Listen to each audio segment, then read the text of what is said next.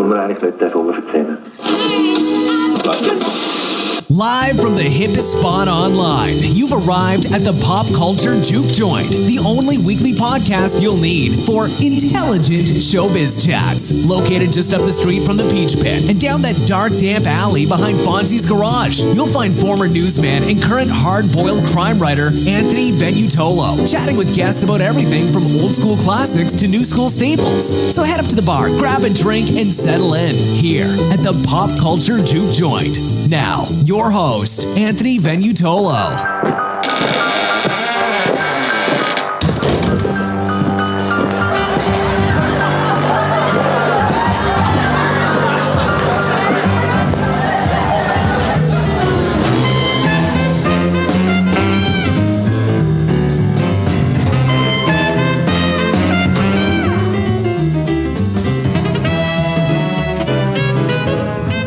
Welcome to another episode of the Pop Culture Juke Joint. This week, Jack Lugo and I will be chatting about movies.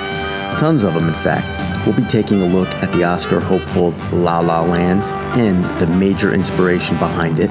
We'll also be chatting about the sci-fi film Arrival and why Jack and I think it was pretty much DOA. And we'll also be chatting about the real-life thriller by Peter Berg, Patriots Day. That's one awesome film. Anyway, sit back, relax, grab a drink, enter the juke joint.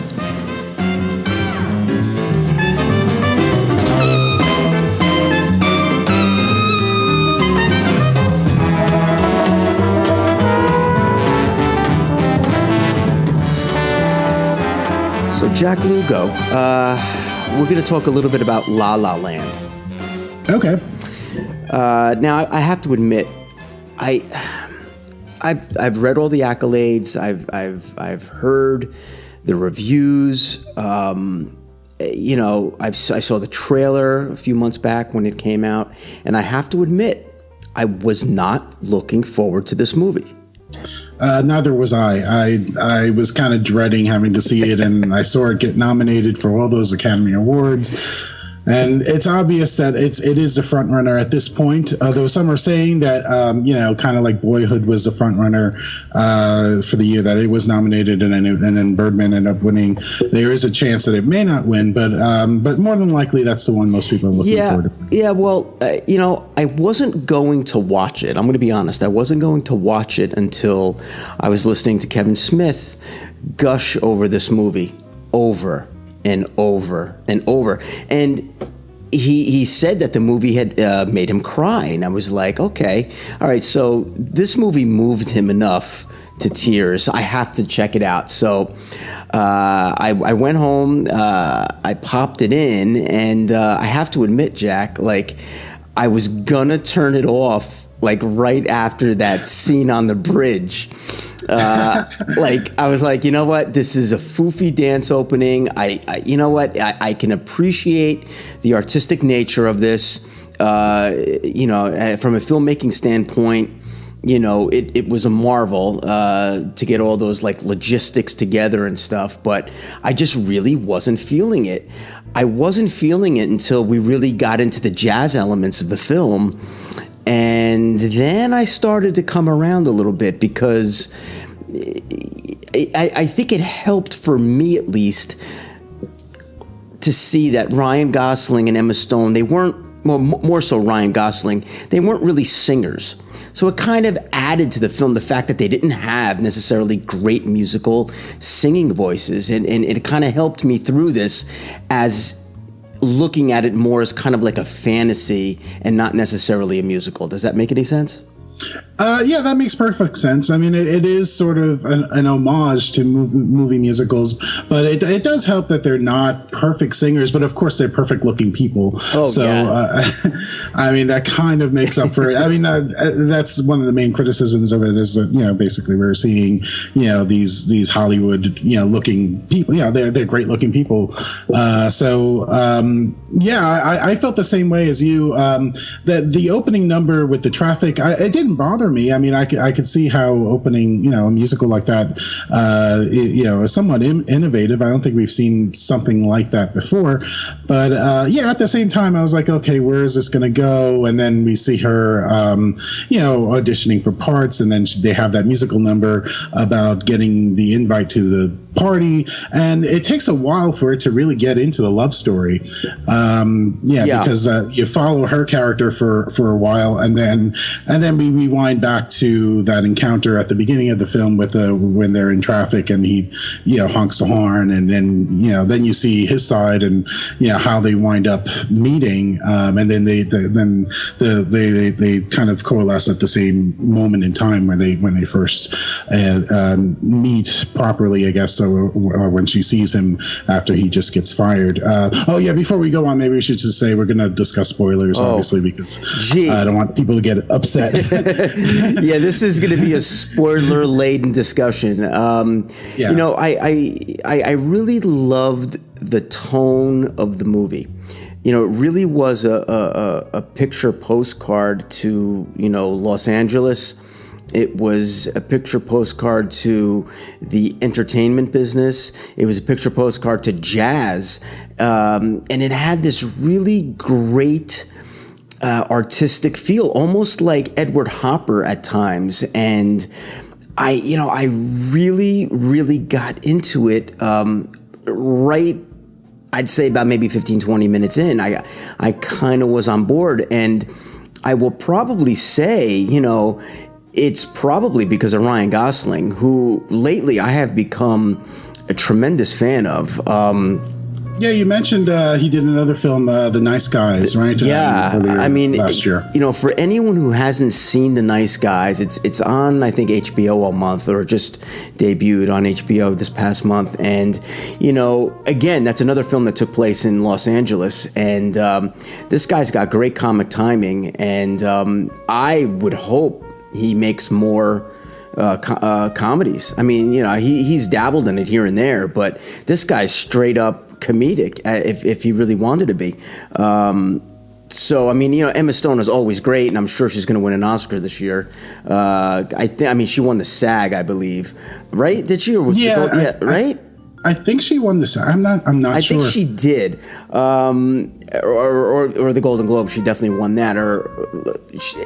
I think it's going to be her year. But overall, for anyone who hasn't seen La La Land, I would say definitely go for it. Do not let the fact that it's a musical scare you away like it almost did myself, because there are parts of it that there are long stretches in that film that have no music in it whatsoever. Correct. Yeah. There is obviously musical numbers, but there's regular dialogue. Oh, and by the way, Emma Stone did win the SAG. Good. She won the Golden Globe for Best Actress, Musical or Comedy. I wasn't sure if Viola Davis might have. I think Viola Davis probably won for Fences, right, for drama for the Golden Globes. Golden Globe, right. Yeah, because they separate musical comedy with drama, from drama. So she won both the Golden Globe and the SAG. So we were speaking earlier about the influence of another film that, or I should say, what inspired La La Land, right? Didn't you say that? Damien Chazelle, the director and writer of La La Land, he said this in an interview, so he's not trying to hide it. Right. He was influenced by this film, this 1964 French movie called The Umbrellas of Cherbourg, which was directed by Jacques Demy, and it was a breakout role for Catherine Deneuve. And that film shares a lot of the same elements. I mean, it's obviously it's different. I mean, the woman doesn't play an actress in the film. She plays she and her mother run this umbrella shop, and you don't spend too much time with the courtship in the French movie. They're already in love at the beginning of the film. The more striking the thing that might be jarring is that all the dialogue is sung sung in the French film. So like, the thing that you were scared of La La Land being is in that film. But once you get used to it, it does kind of flow. And also the main melody for the lovers theme that kind of plays when the two lovers are together. It's the piano kind of riff that Ryan Gosling's character plays is very reminiscent of the lovers theme from The Umbrellas of Cherbourg. So it does get into the kind of theme of the thematic element of two lovers making certain choices in their lives that kind of make them drift apart for different reasons. And obviously, it's not obviously the plot is different, but you could see where a lot of the influence from this film went into La La Land. Yeah, you mentioned the theme, and that's one particular element of this film that I loved. The fact that theme almost plays throughout the movie in different incarnations. Okay? Yeah. And it gets in your head. It really gets in your head. They're kind of two themes. There's a City of Love, which is not the one I'm thinking of. Then there's this other like instrumental theme that plays. Yes. So the instrumental theme is the one that it feels like it was lifted right off the 64 French film. And it's kind of like the thread that goes through the film. And I know this is a weird reference, but another film did that. The Roger Altman film, The Long Goodbye, the Elliot Gould film where he played Philip Marlowe. Great movie. I didn't think I was going to like Elliot Gould as Philip Marlowe, but it ended up being one of my favorite Philip Marlowe performances. But that theme plays throughout the movie different ways. And again, that theme gets in your head just like it does in La La Land. And, I really, really enjoyed this movie. I definitely would say it's probably on my best list. Had I was doing it last year when, we did our best worst, if I saw it in time, I would have definitely put it on there. Yeah. It's everything I kind of thought it was going to be. And more. And, I don't want to give, we're not going to give away, honestly, the ending, obviously, but, it's probably not what people would think from, looking at the posters and looking at the trailers. Correct? Yeah, I think, correct. I mean, you and I talked a little bit about, I think anyone this film is going to resonate with people especially if you had like a first love or a love that kind of got away. I don't want to get too much into spoilers, but it sort of resonates on a level that I wasn't expecting, it avoids the typical Hollywood kind of happy ending that we would imagine a film like this would have. Right. I mean, musical, you kind of imagine it to be upbeat and to end on a high note, which you kind of you see certain elements of that, but it doesn't end the way you would think it would end. It's interesting. Number one, I would say that as a viewer, the two main characters, I would say, are in very good places in their lives. Okay? Correct. So necessarily, there isn't a sad ending, but we as viewers kind of feel sort of maybe a little sad, whatever. And there's a bittersweet kind of feeling to it. Indeed. And I will say this to people, that there are no subway chases or train station chases or airport chases. Ryan Gosling does not chase Emma Stone at an airport through a crowd. Saying, wait for me. He does not get down on bended knee at the last second. So if you're expecting, like you said, the typical rom-com third act, look elsewhere, because you're not going to get it here. Yeah, and The Umbrellas of Cherbourg actually has a very, very similar ending, although the circumstances are a little bit more serious, and there's a little bit more bitterness to that ending than there is to the La La Land ending, because essentially, like you said, the two characters sort of independently lead good lives. It's just that they reminisce and when you have that moment where they see each other again for the first time in a while, you have that like, oh geez, this is what could have been kind of moment. Whereas the Umbrellas of Cherbourg avoids that entirely. The man is completely bitter that this woman has moved on with his life, even though he's moved on with his life as well. And all the characters in that French film are very earnest. Like they tell each of, all the supporting characters, the mother, and sort of tells the woman, the Genevieve, the Catherine Deneuve character, you have a choice. There's never really any pressure, but the characters sort of make the choices of their own free will. And and then the man, the guy who plays Guy, the lover, he ends up with another woman because Catherine Deneuve's character has moved on, and they both have their family. They both kind of achieve what they want out of life, but there's a very intense bitterness there at the end, which you don't see in La La Land. Did you hear that Miles Teller, the actor, was really pissed off that he didn't get this role?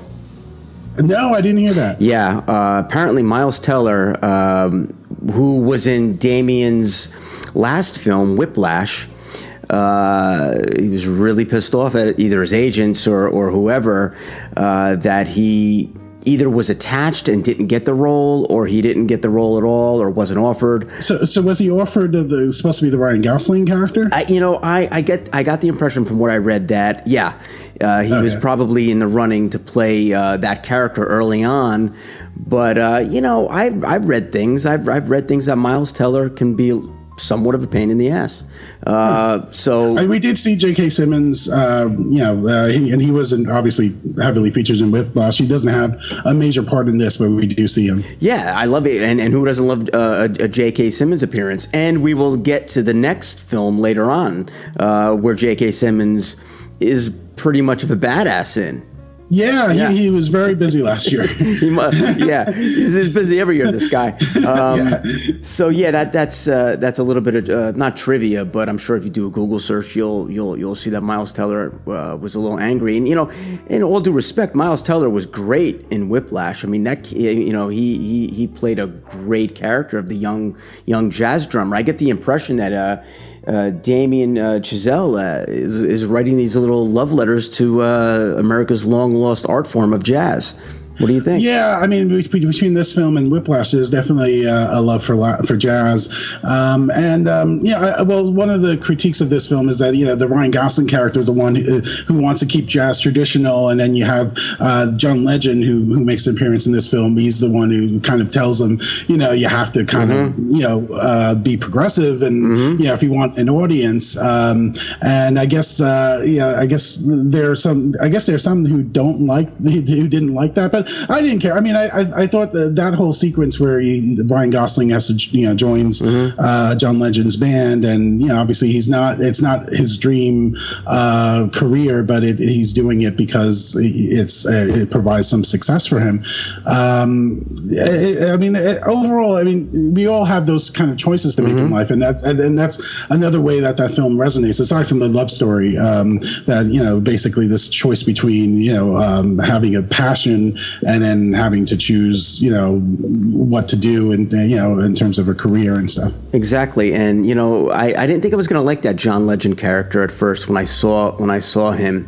But when he was dropping that knowledge about, jazz to Ryan Gosling, like you said, Ryan Gosling was steeped in the traditional form of jazz, Miles and, Thelonious Monk. Exactly. Yeah. And John Legend basically says to him, jazz is about innovation. And, we can't innovate if you're stuck in the past, playing the ghosts of what you learned, in music. It's about innovation. And I think that kind of, you were right. I mean, Ryan Gosling did what he had to do to keep a roof over his head, and he became very successful in that band. But he perhaps wasn't very happy, but he had to do what he had to do. And it's about life's choices. And I think that this film really reminds us that we make choices every single day, and for better or worse, they are what they are. And that's what I got from this. That's what I took away from this film more than anything. You know, it really is, amid all of the grand colors and the musical numbers, it's about life's choices. And, you know, you just roll the dice. And that's basically what happens, you know? Yeah, we've all made choices in life, you know, and yeah, it sort of reminds you about, you know, how things could have been if they'd gone certain ways, and, you know, whatever passion you may have had in your life, and, you know, how your choices sort of reflect the direction, the path that you choose. Yeah. Well, you know, Jack, as much as I loved La La Land, I'm going to talk about another film another Oscar film, nominated for, I think, not a bunch of Oscars, but Arrival. Yeah, I think it's nominated for 8. You know, either 8 or 6. You know, when I saw the trailer for this film, I think early on in the midsummer, I said to myself, "Oy, another one of these movies, another one of these invasion movies." I've had it, you know. I've had it with Independence Day type films, but Arrival wasn't exactly what it was painted as in these trailers. Arrival is certainly a cerebral film, and the pedigree is second to none. I mean, you know, it was directed by, I got the guy's name right here. Denis Villeneuve. Yeah. I don't know if I'm pronouncing his name right, but yeah. We're probably going to butcher it, but this is the guy. This guy gave us some really good movies. Among them, Sicario last year that I absolutely loved. Sicario. Yeah, and he's going to direct Blade Runner 2049 as well as the reboot of Dune and a Sicario sequel. Okay. Yeah. So this guy comes with some chops. So I was really excited about this. This is another film that Kevin Smith was raving about. It was on his 10 best list. So I popped it in again. And Jack, 3 times I tried to watch this movie. 3 fucking times this thing put me to sleep. I warned you, you needed caffeine, some snacks, maybe 2 or 3 Red Bulls. Maybe it was my fault for putting it on later in the day. Maybe it was my fault. I put it on when I was tired. But it was the only time I got some, you know, I had to myself. So, you know, I really was on board with wanting to like this film. Finally, I'm just so fed up, because there's so much other stuff to watch, that we talk about. I said, screw it, man. And that's when I asked you last week. I was like, just tell me what happens. I explained the climax to you. I don't think it's possible to understand it, really, because I barely understand it. Jack, I read it a couple of times and I was like, oh, that's stupid. It actually sounds like they pulled the rug out from underneath the audience. Again, my rule, Jack, you know my rule, we've spoken about this 1,000 times. If you confuse the American public, they will think you're a goddamn genius, okay? And just tonight, I saw someone in my Facebook feed, they were like, oh, just finished watching Arrival, I didn't get it. Or, you know, someone explained it to me. So when you explain that it's kind of like a Deus Ex Machina kind of ending, you know. Yeah, I mean, I that's the best way to explain. Yeah. I mean, I know there was a lot of talk about the ending. The movie is based on a short story. It's like a 50-page short story in a collection of stories by Ted Chiang. I guess maybe there wasn't that much source material to kind of draw from, so they had to kind of expand it. It's very reminiscent of Contact, in the 1997, 1988 film with Jodie Foster, and that was directed by Robert Zemeckis. Right. And that film was a good film, but this kind of played on the same themes, and I felt like I'd seen that film. You know, I felt like I was watching Contact again. I felt like it wasn't, for all the talk about this movie, it felt like it wasn't doing anything original. Yeah, I tried not to get into the, to believe the hype. I was like, okay, I know I'm in the minority here of not really liking this movie. Maybe it's because I'm not the biggest sci-fi fan, but I'll give it a whirl. I mean, I watched The Martian, and I kind of enjoyed that. But this just was not doing it for me. And then finally, I forget it. I can't do it again. Right? Yeah, geez, yeah, it is a very hard film to like. I watched it and I was able to stay awake, but as I was watching it, I was kind of rolling my eyes. It just, I mean, I get what they're trying to do. I mean, there's highbrow sci-fi and there's lowbrow sci-fi. This is trying to be highbrow, cerebral sci-fi, and maybe it's just me. I tend to kind of veer away from the highbrow sci-fi. Right. I like sci-fi in general, but when it gets really cerebral, I kind of tune out.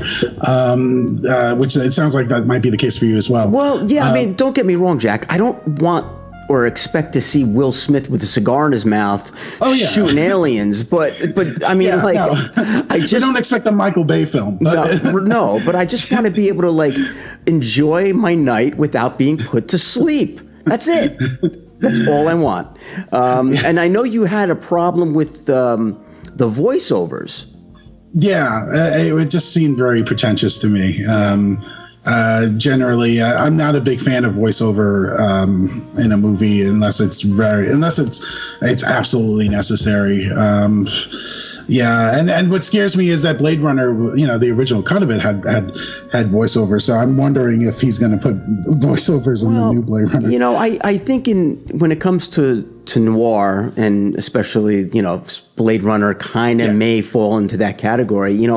I think it works because of the nature of that genre. We expect to hear the inner thoughts of the doomed hero in a film noir film. I mean, if you look at Sunset Boulevard, the guy's dead and we hear him speaking throughout the whole goddamn movie. So, I think it can work when it's done effectively and when the dialogue when the dialogue crackles. But knowing this, when I was watching this and I heard the voiceover, I think I rolled my eyes a little bit for you because I was like, oh, there it is. There's the voiceovers that Jack hates so much. And the whole point of this movie, which I think has been done more effectively in other films and other even TV shows, is this whole time not being linear kind of thing, and the aliens' gift to humanity is sort of this revelation of that time can bend and you can sort of see the future because time isn't linear, and so the future becomes the past and the present, whatever. I'm already confused. I'm confused already. So the Amy Adams character, she sees the future, and then therefore she's able to kind of act on what she sees in the future in the present day, and then the future. It gets very confusing. I could go another half hour on it, but that whole time not being linear thing has been done a lot more effective. Inception, anyone?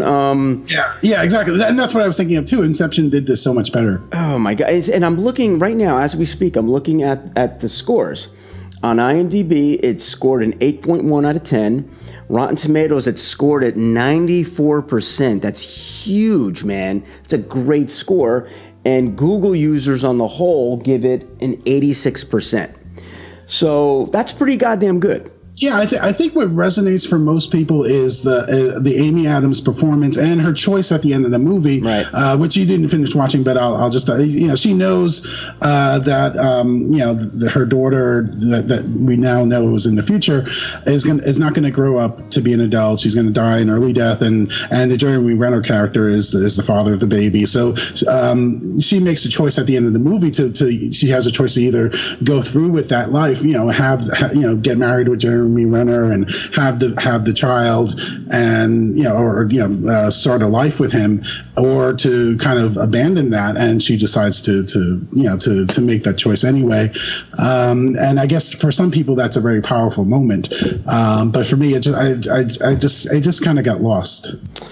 Yeah, Jack. You're explaining it again, and I'm like, all right. I could feel kind of like your eyes glazing over. I'm in grade school all over again, and I'm learning about the whatever. No, I can't do it, Jack. A 2-hour lecture on Arrival. Yeah. And time. Let's talk about a film that I think both of us really liked, and that would be the Peter Berg film Patriots Day. Yeah. Based on the Boston Marathon bombings. I'll start it off real quick by saying that, and I was like texting you, I think, during you watching it. I think I finished it up today that, even though we knew how these events played out, this movie was so riveting. It was so riveting. Oh, absolutely. God. I mean, and I was in the newsroom that day, and I remember when the first tweet came through, and one of the assistant editors basically said, "Hey, something's going on at the Boston Marathon," and then that's how it started. And we were glued not only to Twitter but to the news, and it was a busy time in the newsroom all through when they captured the kid, I think that Thursday or Friday night. But it was either 4 or 5 days later. Yeah, and I remember, when they were in that manhunt in Waterton, was it?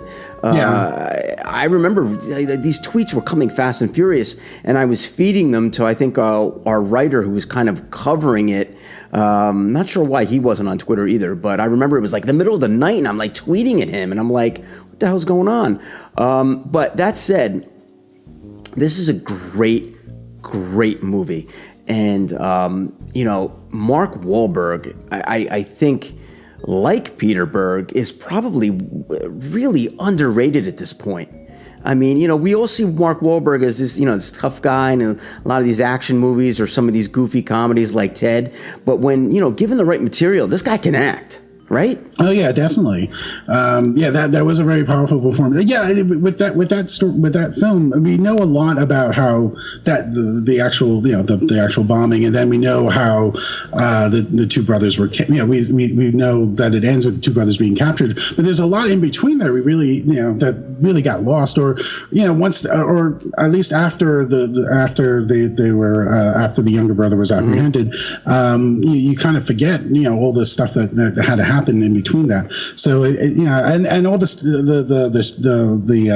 fighting that went, the confrontation in Waterton, it was like a war zone. It didn't really register when they were when we heard the news stories that it was that intense. Yeah. I mean, we just heard that the neighborhood was on lockdown and people were barricaded in their houses. There was a curfew. No one was allowed to leave their house, and I'm like, whoa, that sounds kind of militant, but it was for a reason. It's because these guys had bombs on them and they were throwing them at the police. I wasn't really aware of that. I mean, those were like bombs, man. Like that was like some crazy shit. I just thought it was like a gunfight. I didn't know that they were actually throwing bombs at the police. That kind of threw me. Oh my God. But the film's got a great cast. Mark Whalberg, J.K. Simmons, John Goodman, Michelle Monaghan, Kevin Bacon, for God's sakes. And they're all based on real people that we end up seeing. At the end of the film, we see their real life counterparts, for lack of a better word. I mean, the one glaring exception is the Mark Wahlberg character. He's a fictional character, which some Boston critics took exception to it. But I think it is a device. You do need to take a little bit of creative license, and obviously you need the character to be at several places in order to follow. If you're going to follow one character's kind of perspective. So I could see why they did that. Yeah. I mean, even down to like John Goodman's eyebrow color. I mean, when I saw the real guy, I was like, my God, he really does have those weird eyebrows. Yeah, he really does look like John. Like, they did a great job casting that film. Most certainly. So, let's talk a little about Peter Berg. On Monday night, I saw Deepwater Horizon. Yeah, he was very busy last year too. Man, he's like the new Steven Soderbergh, for God's sakes. Remember when Steven Soderbergh used to pump out like two Oscar movies a year? That he had the Erin Brockovich and Traffic, the same year.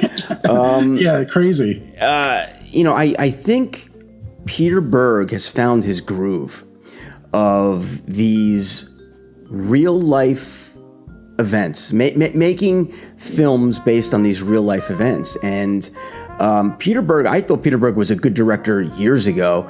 I think now with Lone Survivor, another film starring Mark Whalberg, Deepwater Horizon starring Mark Whalberg, and Patriots Day, I think these two guys they can be the alternative version of Scorsese and DiCaprio.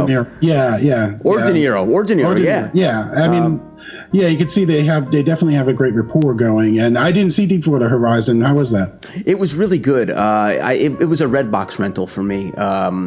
Every Monday night I watch a movie with my aunt and my uncle every night for like 20 years. And sometimes you run out of movies, Jack. It's a challenge. So I went to the Redbox and I saw Deepwater Horizon. And I have to admit, it wasn't an event that I knew a lot about, because it's like one of those things that you hear it in the news and you go on with your daily life, and it was a tragic event, and then time moves on, and then the news cycle's pretty fast these past few years. So that movie was really good. I mean, again, they intersperse real footage with the film, just like they did in Patriots Day, and it was a really riveting film. Again, just like this, we get to meet characters who existed in real life, and I think there's a pattern here now. I think Peter Berg is onto something. I've always admired his career from Very Bad Things. That's a favorite of mine. That was a sick movie, wasn't it? That was weird movie. That's a bachelor night kind of party. Yeah, that's a movie you put on. That was like a sick movie. It was like a weird movie. Underrated. I mean, I think people are going to go back to that film in years to come and really look at this guy's body of work. I mean, every body of work has like a couple of clunkers and whatnot. I mean, you can call Hancock that. I wasn't the biggest fan of Hancock, but I enjoyed what it was trying to be, an alcoholic superhero. I think the film fell apart in the third act, but I think for the most part, Peter Berg is really a solid, I'm going to use the word filmmaker here. I'm not even going to call him a director. I'm going to call him a filmmaker now, because I think he's risen to that level of being that, like, the auteur and not just a director for hire. Let's just forget Battleship ever existed. Okay. The Kingdom is a good film. Kingdom was a really good movie, and he did The Rundown too. Rundown. So I really do think for any of you guys out there who want to explore this guy's catalog, just go to Netflix or Amazon Prime or Hulu and see what you can find. Maybe just skip Hancock and Battleship and you're all set. Totally. Or at least watch the first act of Hancock, when Will Smith was all like hung over and all nasty to little kids and stuff. I do want to point out, when I was watching Patriots Day, it really reminded me of The Siege with Denzel Washington. I think from I'm going to say 96. Was written by Lawrence Wright. Really prolific and incredible journalist, who I think wrote the source material for Going Clear, the Scientology film. Okay, yeah. But The Siege was another. Now, The Siege was a fictional account of a terror cell being unleashed in New York City in the 90s. Now, this was something that, most Americans really didn't know what this stuff was. I mean, look, after 9/11, everything changed. It changed for, I think, the whole country. But, when this film came out in 1996, this was... It was an eye-opener for a lot of people. And, I heard that this movie is studied in some college classrooms. If anybody out there did not see The Siege, rent it, because it will remind you a lot of Patriots Day. And Patriots Day is the real thing. It really showed that, this country, we can band together when the time comes. And it was amazing how they found these guys in like 5 days. Yeah, exactly. Yeah.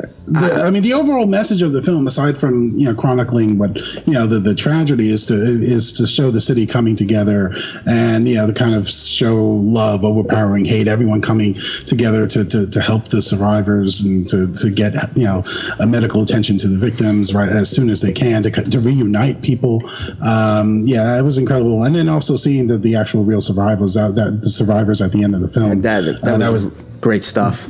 Yeah, very powerful. Without a doubt. I was kind of pissed off that, my favorite line from the trailer wasn't in the movie. What was that? Well, you see the trailer, you see everything going down, and then you see Mark Whalberg all like cool and pissed off saying they picked the wrong city to mess with. Yeah, okay, yeah, I remember that now. Yeah. I was waiting for that moment. I was waiting for that moment too, yeah. Yeah, kind of like the Force Awakens trailer where you see Daisy Ridler's character. The Rogue One trailer, rather. Rogue One. The Rogue One, yeah, you see Felicity Jones's character saying, I rebel, or something like that. And then you don't see that in the movie. Let's just say the entire Rogue One trailer. Let's just say that. The entire Rogue One trailer was not in Rogue One. But yeah, so I don't know. Like, I'm just a stickler when I see like a great trailer, because Patriots Day had a great trailer, and I wanted to see that line. So, not a big deal, but I still say, everyone go out and check out Patriots Day if it's still playing in any theaters around. Jack, are you watching anything this week? What's on your plate? Well, we have the Young Pope. That's the season finale is tomorrow. Mm-hmm. We have to discuss that definitely. I still have to catch up on Taboo. Sneaky Pete. I don't know if you've started watching that yet, but you really should. I know, Jack. It's been on my list. I want to watch that so bad. I mean, because with all the talk of the reboot of Ocean's 11, which is I'm looking forward to, with the female cast, right. Ocean's 8 they're calling it. Right. This is another kind of take on the con artist kind of genre, where you see but except it's one person pulling off the cons, and it's very interesting, and Bryan Cranston gives a great performance. And then you also see Malcolm Jamal Warner briefly about 3 episodes in. He plays the parole officer. It's quirky, it's weird, it's very witty, and it really I'm really enjoying it. So I love Giovanni Ribisi, so he's one of my favorite character actors, so I think it's definitely on my plate. I definitely want to check out the new Netflix series with Drew Barrymore and Timothy Olyphant. The Santa Clarita Diet. Weirdest title ever, but people are raving. Again, I don't know. I mean, it's only a half hour long, so I do want to check that out. I also found on Netflix Hemingway in Cuba. The film Hemingway in Cuba came out last year. Again, Giovanni Ribisi is in it. He is not playing Hemingway. He's not playing Hemingway. And on Amazon Prime, I want to check out Zelda. With Christina Ricci. That looks really good. So that looks great. And also there was I think they picked up the series The Last Tycoon, which is based on the final unfinished novel from F. Scott Fitzgerald. Definitely. And that's with Kelsey Grammer has a part in it. And that actually, I saw the pilot that they kind of, when they had the pilot season. Sure. And when they roll out the rest of that series, I think it's going to be great. Without a doubt. So like I'm definitely on board with all that stuff, and so I think we have a lot to keep us busy. I just hope we can get to everything, Yeah, and then we have the other Oscar-nominated films. And all that. Yeah, it never ends. Never ends. Well, I think we'll cut this conversation short. Well, it's not really that short, but we'll cut it off. I want to finish watching the Grammys, because we're doing this smack dab in the middle of the Grammys. Yeah, and Adele had to restart her performance. It was a tribute to George Michael, but the actual performance that she gave after restarting was phenomenal. Oh God, it was great. I think that's going to be remembered for a while. It was great. And that's a great George Michael song too. My kid talked all through it. He talked through that whole thing. I was like, dude, can we just watch Adele? And then I had to explain who George Michael was, and it was. And then he wanted to know if he was more popular than Michael Jackson. I said nobody was more popular than Michael Jackson. Yeah, that would have been the tough one to accomplish. So all right, and then we also had the Lady Gaga performance with Metallica, which was great. They did a song from Metallica's new album, Mouth to the Flame. Is she? She's not on the song on the album, is she? No, she's not. This was just like a one-time deal for the Grammys. It was good. I enjoyed it. Would have been nice if James Hetfield's mic worked, right? Yeah, and then he moved over and kind of they shared a mic or whatever.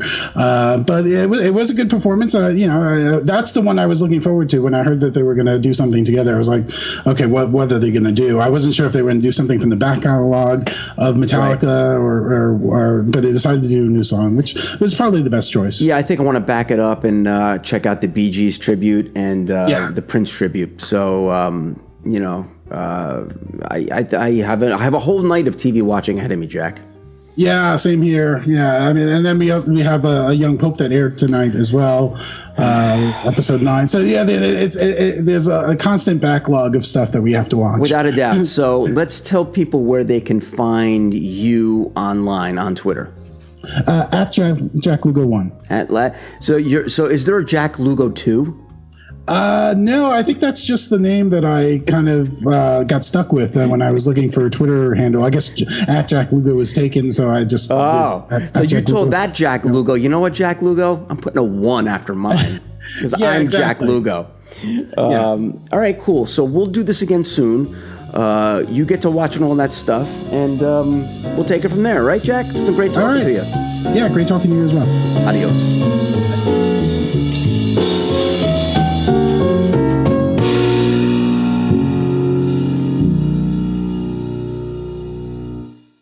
Enjoyed this episode of the Pop Culture Juke Joint? Then don't forget to tip the barkeep by subscribing and reviewing us on iTunes and Stitcher.